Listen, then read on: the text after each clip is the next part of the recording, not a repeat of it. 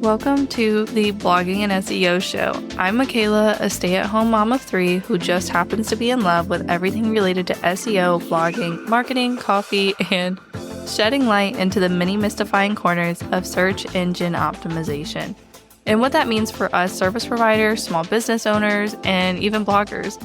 We're ditching the do-it-all narrative surrounding SEO and blogging and just sitting down and crafting strategies that are sustainable but still get us those first-page, long-lasting results.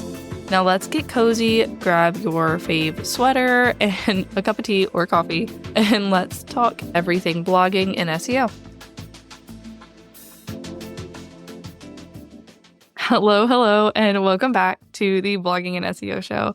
Today, I felt like we were going to do something different. The other day, I was having a conversation, and it really made me think about the end of the year and like the beginning of next year and just how we kind of play this comparison game, whether we want to or not, looking at everybody looking at their end of the year numbers or like talking about the clients they serve this year. And you're like, well, I didn't do this, or even just comparing energy, because I've seen a lot of cool launches happening. And even myself, I'm such a low energy person that, I look at others and I'm like, dang, I wish I had that much energy to do a launch or to start a new service or to work, I guess, a higher proximity than what I do. But I love what I do, so I can normally shake it off pretty quick. But that is what led me to today's episode, where we're going to talk about comparisonitis and pretty much everything related to that. And of course, as a yapper, and I had to bring on someone else to yap with me.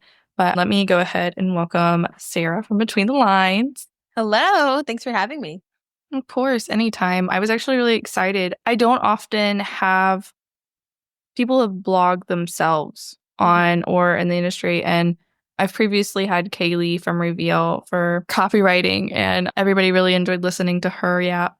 So I was like having another copywriter on and kind of coming from that same viewpoint. And I know how long have you been in business? About 5 years. Coming up on next year will be my 6th year, like going into my 6th year. So 5 years. That's really cool. How long have you been copywriting? 5 years. At the same time? Yeah. Yep. So the way that I started my business was completely by accident. Like, I'm sitting here 100% by accident. And I literally just ended up Googling what is copywriting and thought I could do that, and then started my business. And it happened that way. But I was moving to a different country, needed a remote job. I'd always been a good writer. I had done copywriting for previous positions, like previous professional positions back in my dreaded 9-to-5 days. I just never knew that it was called that because I never worked in marketing. I just was tasked with like the copywriting task, and I just, they didn't call it that. So I didn't know that it's something that I had done. And then when I was looking for a job, I was thinking to myself, all right, well, none of my degrees are conducive to online, work at all. I need a remote job. So I looked on LinkedIn for writer because I was like, I don't know, I like that.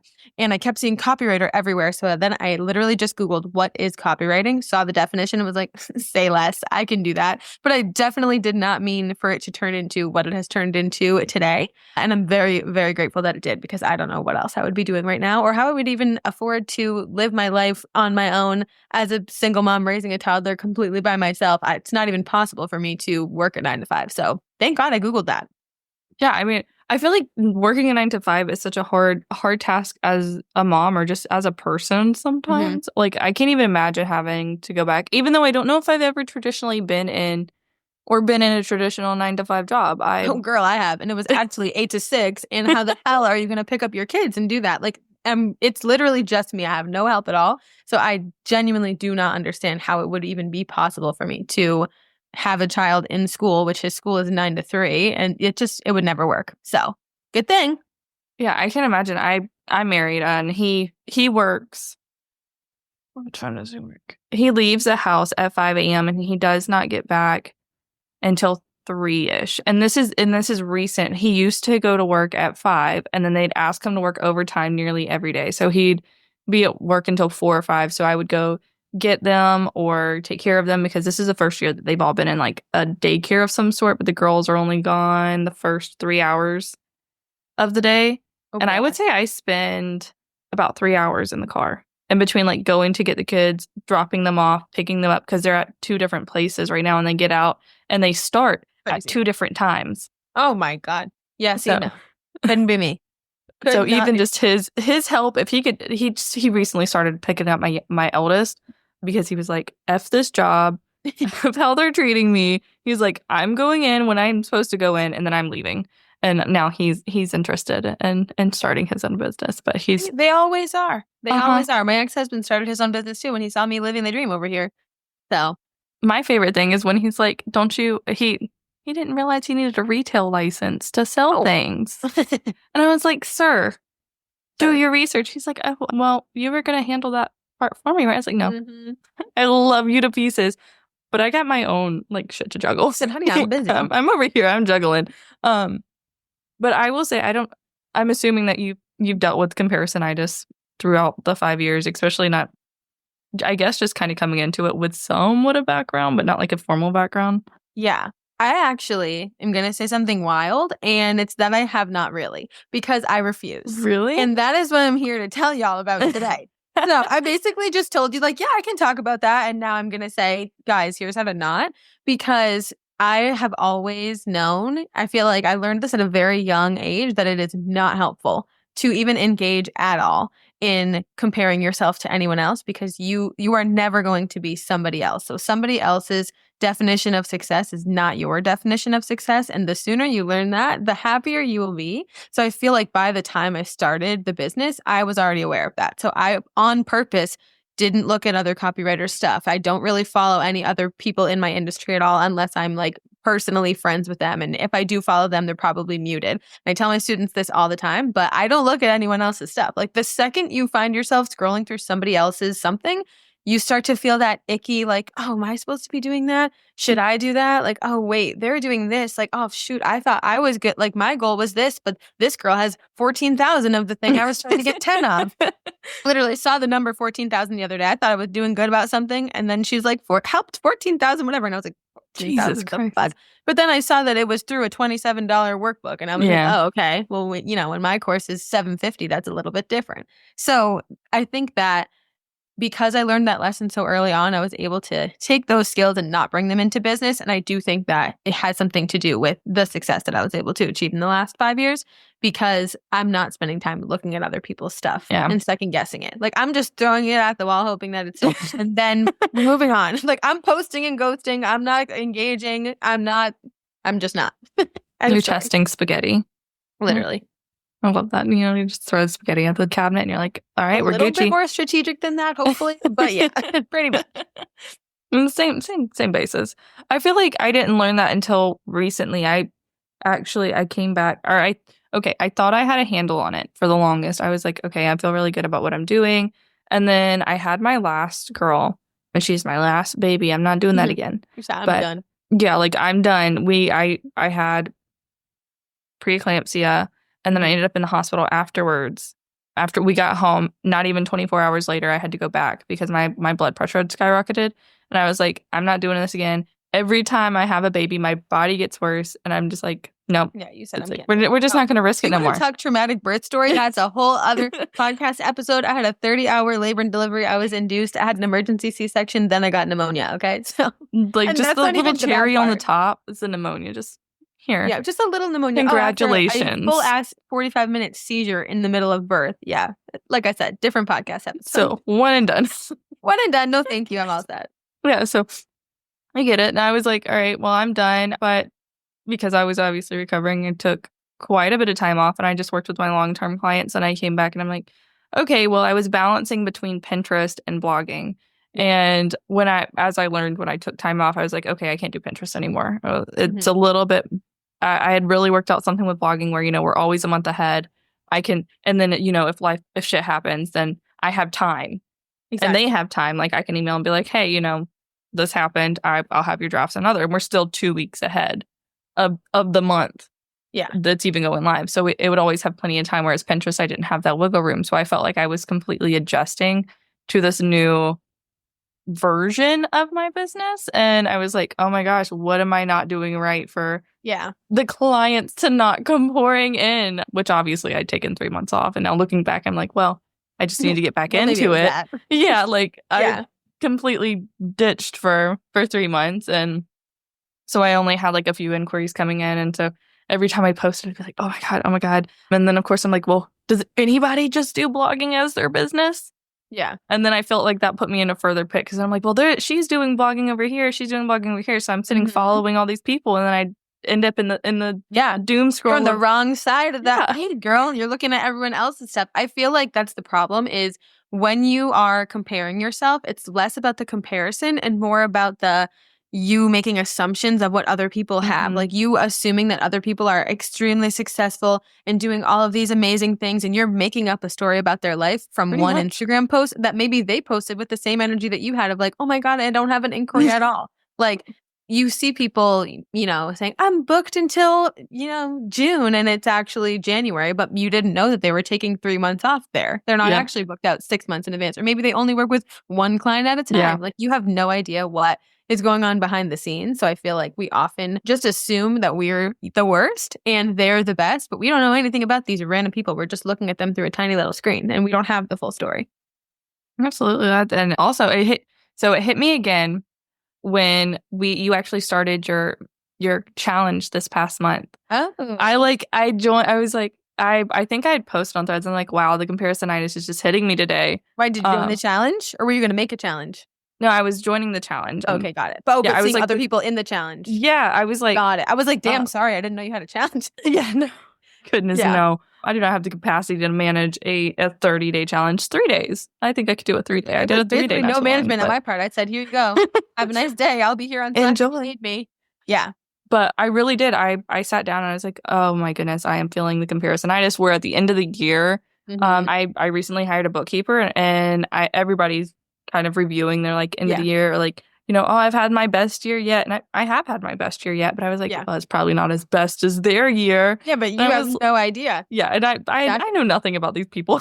Yeah, you're making that up. I feel like people too forget the different places we live in the world also really matter. Like the amount of money that I earn here in Massachusetts is completely different than the amount of money somebody earns in Oklahoma. So let's say they made $100,000 less than me. They probably have more money because you don't even want to know how much my taxes are. You don't even want to know how much I paid for daycare or for my freaking car or my gas. Like, you know what I mean? So I feel like the amount of money is actually so irrelevant, like how much I purchased my house for or whatever. Like it's completely different. So again, we have no idea what's going on in anyone else's life. So it's easy to compare when you don't have the full story. But I bet if you pulled back the curtain and you learned, everything else that's going on in their life, you wouldn't have this same problem. Like I feel like people say to me all the time, like, oh my God, how do you do it? And every time I'm like, bitch, do what? What are you? I cried for an hour yesterday. What are you saying? Like I'm over here by myself trying to raise a crazy toddler, literally kicked someone at school yesterday. Like I'm having a problem. I might have a sick website copy course, but my child won't listen to me. So, why are you comparing yourself to me? I saw the face where you were holding his face. Oh, and yeah. The patience wanting practicing patience. I was like, wow, this could have been taken from my couch this morning. Literally, though. Like, the patience is just not there. No, my 5-year-old's on the same stage. He's like, Mom, Mom, Mom. And we just repeat the same question. Oh, 100%. Yeah, just over and over again. I had that exact scenario. He broke some random thing that I had in his playroom, and he broke like a piece clean off. There was no fixing it. He goes, can you fix it? And I said, no, it's broken. Can you fix it? No, I cannot fix it. I said the same version of it cannot be fixed 30 different ways. Okay, I'm a copywriter. I had every variation of that sentence ready. I was like, I'll make you understand. That's my job. Nothing. I saw a thread yesterday that said, so when do my kids' ears start working, or are they just ornamental? And I reposted that so fast. I was like, my child's ears literally don't work. Like they're just for show at this point. I don't know if it ever changes. Yeah. I'm pretty sure. Yeah. Maybe like when they hit maybe 21. When he's 29. Yeah. 23, 24. God. You better be out of my house by that time. Sorry, Woo. And just listen when I call. Yeah. Literally. But so if you say that you really don't experience it. Because I don't put myself in the situation too. So I don't want to sit here like, I'm so perfect and amazing. I don't compare myself at all. If I catch myself doing it, if I accidentally end up, on some other person's website or sales page or whatever, and I catch myself looking at it, I am able to take a step back and be like, whoa, hold up, girl. What's the feeling we're experiencing right now? Why do we feel like this? Number one, are we in our luteal phase? Probably. Yeah. Number two, so nothing counts, obviously. I looked in the mirror yesterday and I was like, that's disgusting. Then I was like, wait a minute, next week I'm going to feel hot again. So just kidding about that. Like I just shut down the belief because I'm able to, maybe I'm just too much of a feelings intellectualizer and that's really what it is. I'm like, well, I can identify that feeling. So, never mind about that. But I find myself let's see, like I said, that girl who was like, I've helped 14,000 people. And I at first was like, my goal was to help 1,300 people this year, like, or by the end of 2025, that's my goal, to have 1,300 people in my website copy course. All right, I'll share a number with you. I see this chick, I've helped 14,000 people. I'm like, the fuck? 14,000 people? Well, then I look at her stuff and I'm like, all right, well, she's been doing this, 3 years longer than me. All right, fine. Then I look at the rest of her stuff and I'm like, all right, well, the thing she's helping people with is literally a $27 workshop or whatever, way more affordable, way easier to scale. I'm like, well, I can see that she pays for ads. Like, I'm seeing all the different things that she does that I don't do. So it's not a fair comparison. And I feel like that is like the helpful tool to get out of it is two things. It's one, it's never a fair comparison. Nobody else lives the exact same life as you. Like, nobody else is 29 with a 5-year-old in Massachusetts, blah, blah, blah. You know what I mean? Like, with this exact life scenario as me, like, used to live in a different country, has this much amount of time to work, has this personality, blah, blah, blah. Like, there is going to be no one that is a exact replica of what you are. So nobody is going to have the same capacity as you. Like, people say all the time to me about like, oh my God, you like did that so fast. I'm like, girl, I didn't sleep yesterday because that just wasn't in my journey. It could take me 40 hours to procrastinate about something and then I bang it out in 4. Maybe a normal person, I'm over here jealous of somebody who can sit down and work straight, from 9 a.m. to 5 p.m. and close the laptop. Like, my brain is never closed. I would love to be you. You know what I mean? Like, so the person that you're comparing yourself to probably wants to be you. So that's the first thing.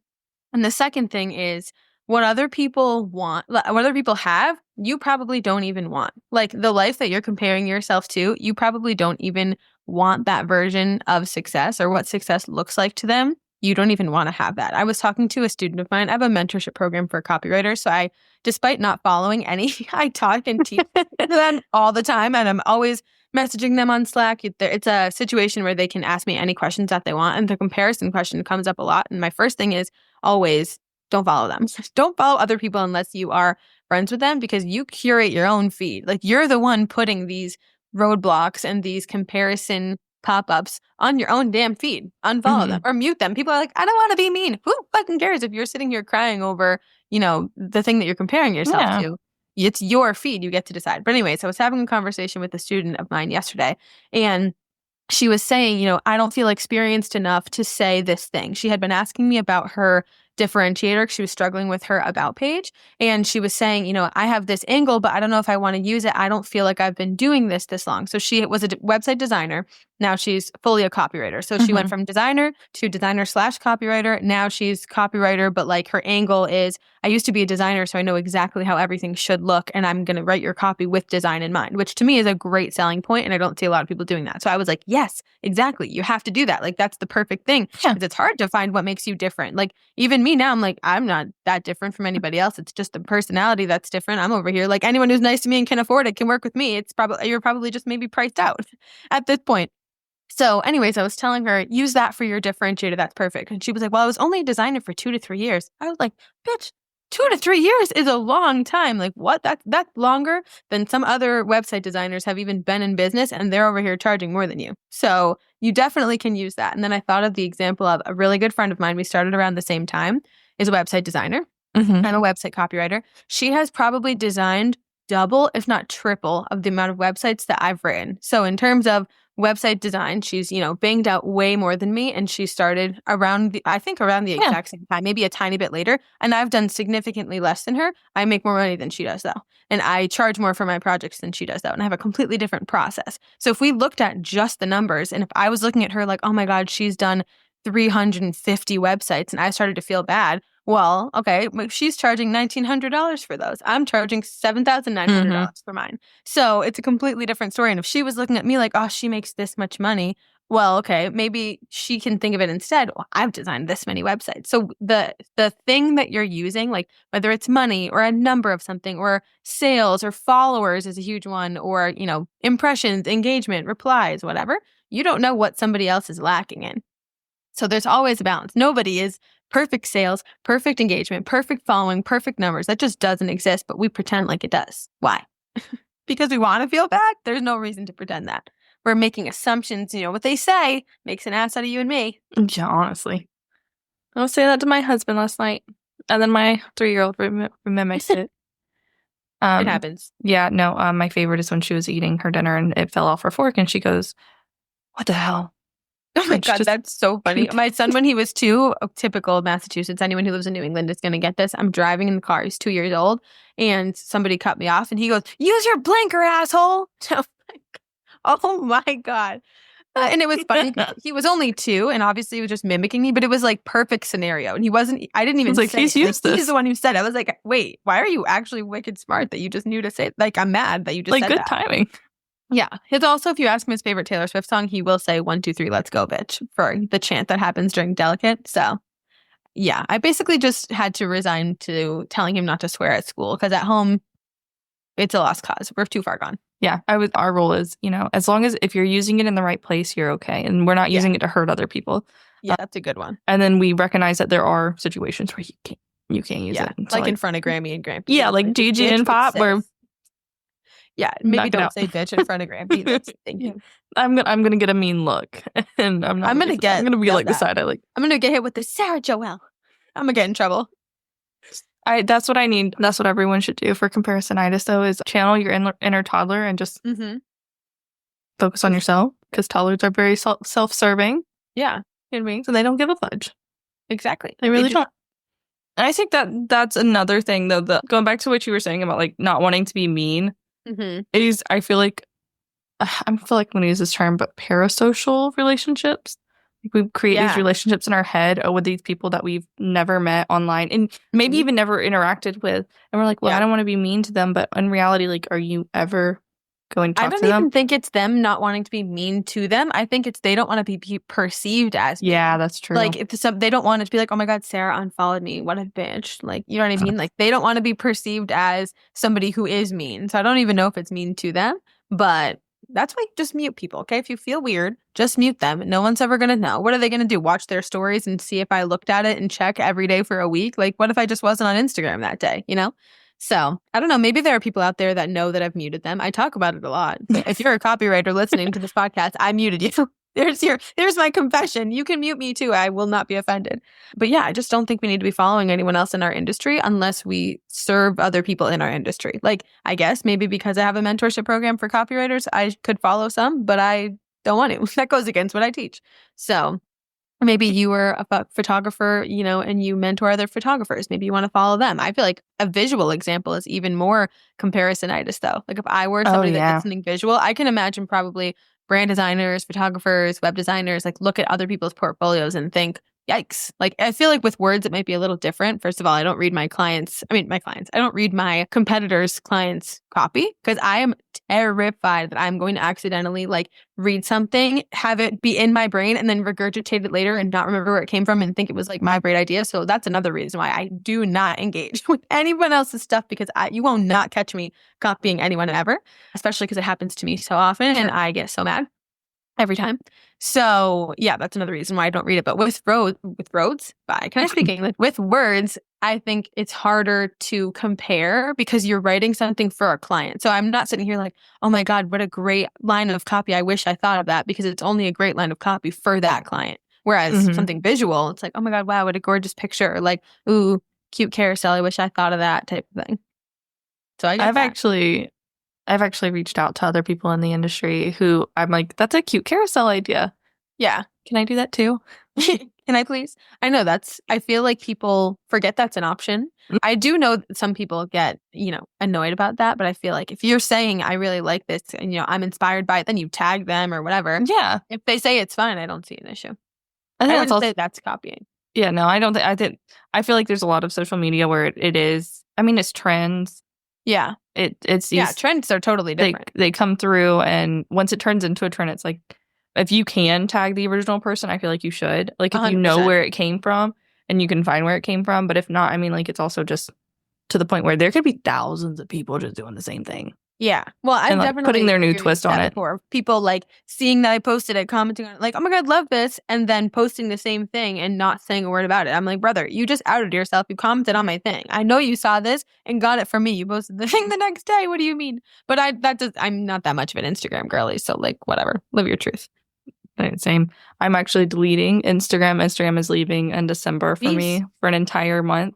I need a brain bank. Did you post about that? I feel like I saw this. I think I posted it on Threads. It's gone. I'm just taking a break, and I may keep Threads because I really like it. And Yeah. I have done a horrible job of curating my Instagram feed. And it does have like a lot of people who do the same thing as me. And so I find myself in that doom scrolling of, oh my God. You need a mass mute. Yeah. And when I find them, I try and mute them. And then if not, I just get into it and I'm like, all right, I need to step out. So we're going to ditch. You can't check yourself. The second you see yourself scrolling, you got to mute, unfollow, unsubscribe. I think setting reminders. The first thing I did was I took off my email from it. Well, I removed everyone from my email because I don't write copy, but I just do the content, blog content. So I always subscribe to copywriter stuff for resources for my own copy.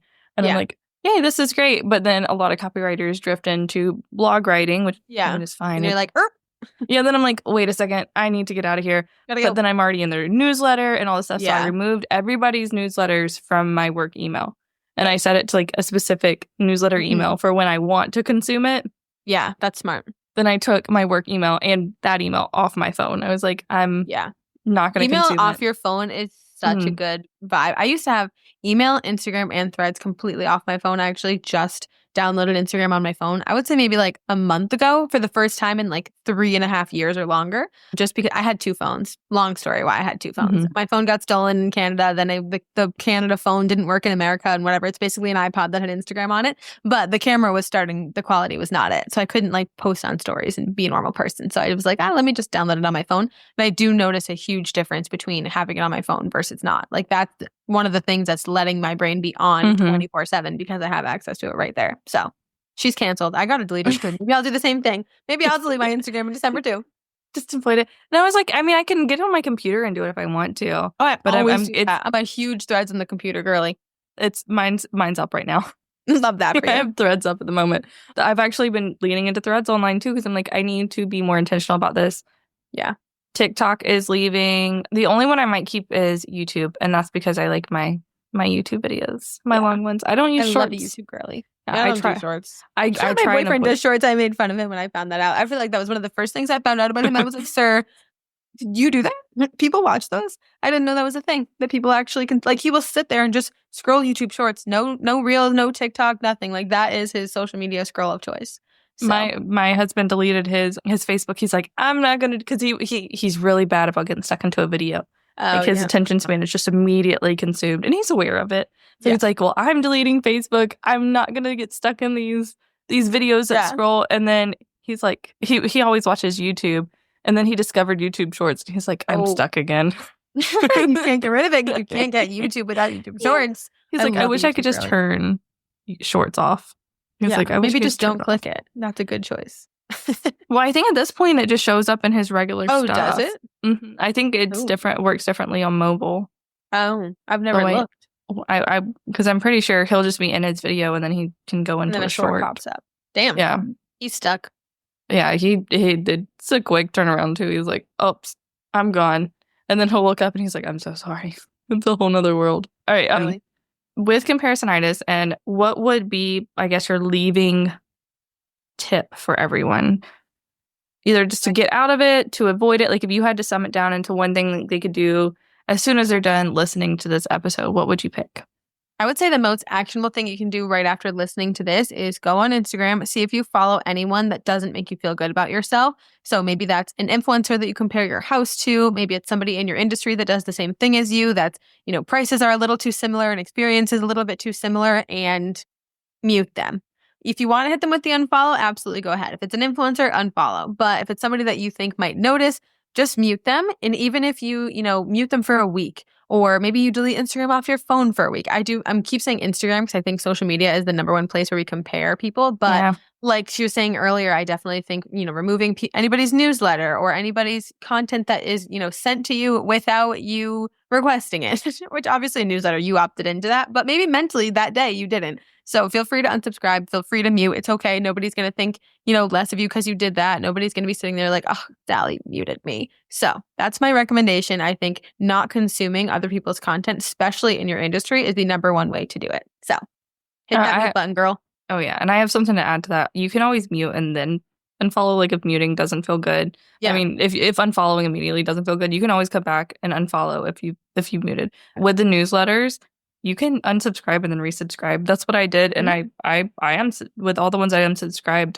There were some I didn't resubscribe to, and I was like, if I want to read it, I'll come back. I will resubscribe to their newsletter and I'll do it. But Use a if different I'm email, not like you missing it, I'll be fine.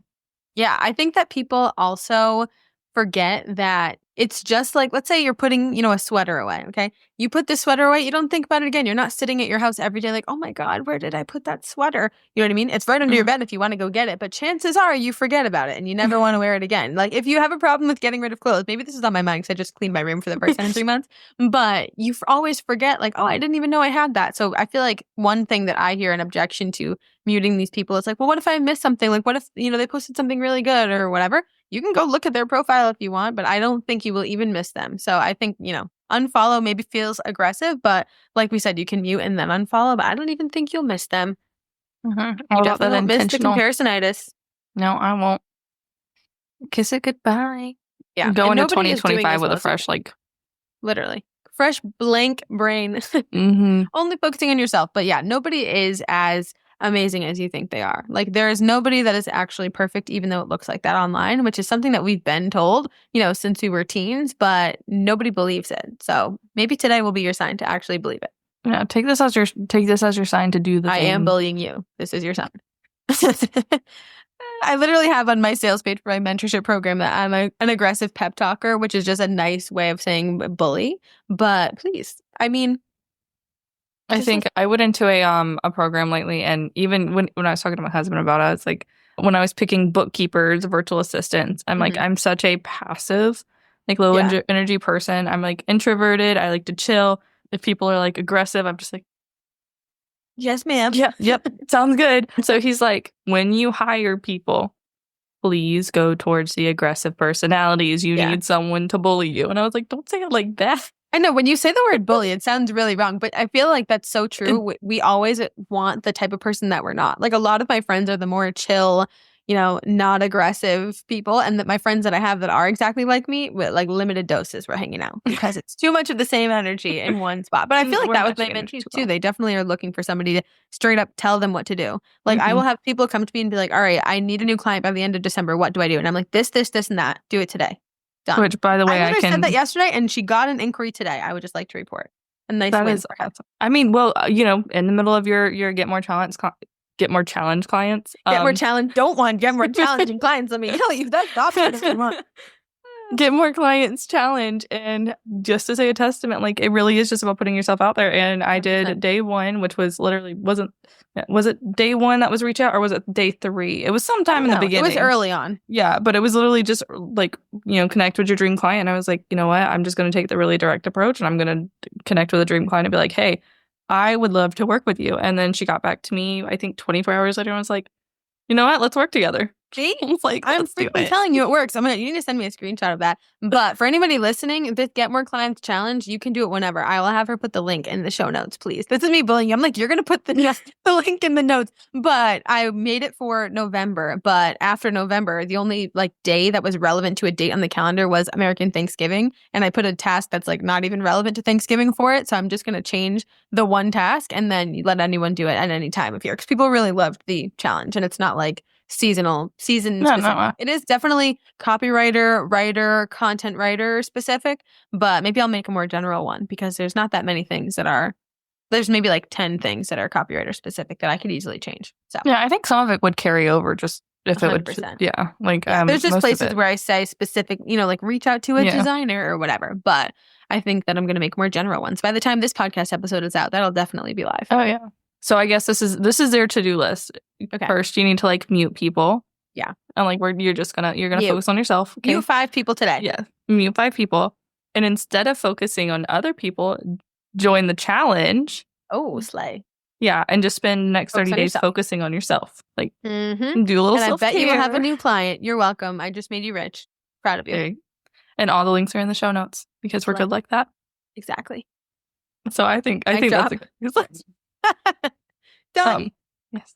But that is all for today. Thank you so much for being here. I'm very happy that you came. Even if you misled me with your comparisonitis. Well, you misled me. I accept thought it. you wanted me to talk about how to not have comparisonitis. I was ready to fix your audience. You thought I was over here crying about it. Came here to fix it. And that's what we needed, honestly. I said, let's bully us. Let's go. I know. You didn't know you needed it, but now you do. No, it definitely was what we needed. But anyways, that's it for today. That's all we've got. And I will talk to y'all again soon. Thanks for having me. Of course. As always, I hope you were able to learn at least one new thing today and how you can apply it to your own business or blog. Thanks for listening to this episode of the Blogging and SEO Show. Don't forget to hit follow so you don't miss the next episode. I promise it's a goodie. And check the show notes for everything we talked about today. And come connect with me on Instagram at comamama.co. If you have any questions or thoughts you want to share, DM me. Let's chat. Until next time, talk soon.